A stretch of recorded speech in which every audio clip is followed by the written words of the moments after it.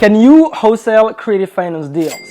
Let's find out on today's episode of Myth Busting Real Estate Edition. Hey guys, my name is Mamadou Diallo. If we never met before, creative finance investor here. Listen, one of the myths about creative finance investing is that people think you cannot wholesale these deals. So the thing is, they're always asking the question, should I start with wholesaling or creative finance? But if I start with creative finance, I don't have the money to keep the deal.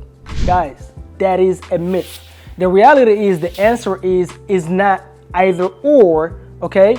Is you can do both. So it's creative finance and wholesaling. That really should be the question.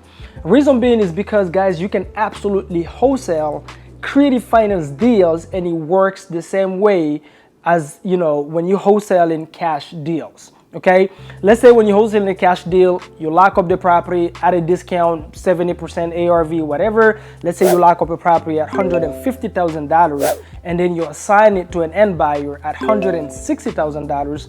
You make that fee, right? You make the 10K difference. When it comes to creative finance, depending if you're doing seller finance deals, seller finance, guys, is when the seller owns it free and clear and you upgrade them into the bank. So you give them a down payment and monthly payments, right?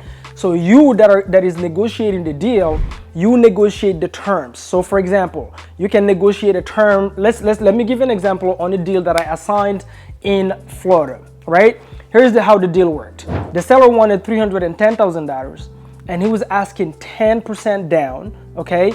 And then he wanted to give 7 years to be paid out. So for 7 years, we're going to make him, okay, monthly payments over time, and at the 7-year mark, we'll pay him whatever is left. Here's what I did. I went to an end buyer because I didn't want to keep these properties in that area because I didn't have resources in that area. I just went and assigned my terms. So I went to a buy and hold investor locally in that area and I said, listen, I have negotiated a deal at $310,000. That's the asking price. And I want 15% down. Remember, the seller was asking me how much? 10%. How much did I ask the buyer? 15%. So I made the 5%. Literally, I made that as a wholesale fee.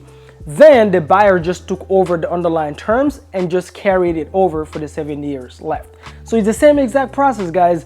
The way creative finance works is you negotiate the terms and you assign the terms. And typically your assignment fee, you tag it, or what we call in creative finance, the entry fee. What is the entry fee, guys? There is 7 items when it comes to the entry fee in creative finance, okay? Number 1 is the cash to seller.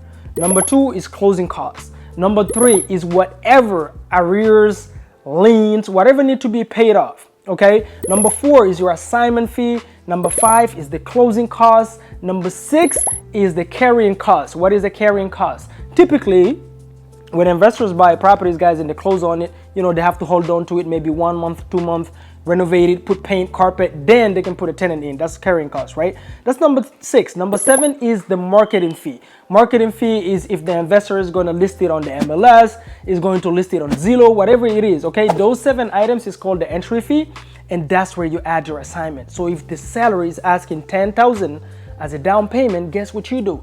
You go to the end buyer and you say, hey, you give me $15,000 down payment. This is just hypothetical, guys. $15,000 down payment, you get the 5K, you take the 10K, you give it to the seller, and then the buyer take over the underlying terms that you negotiated for everything else. That's how it works. It works exactly the way you assign cash deals. So the biggest myth in real estate, guys, is should I do wholesaling real estate or creative finance? The reality is you should do both because you can wholesale both cash deals and creative finance deals. Now, if you want to ask me what is the fastest way to get your first deal, that is a better question actually.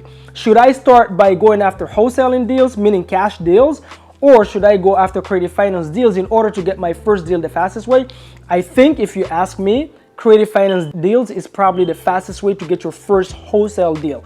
Why? Because when you're cold calling, texting, sending direct mail, what you're gonna notice really fast is that almost 70 to 80% of sellers will never sell you their property at a discount.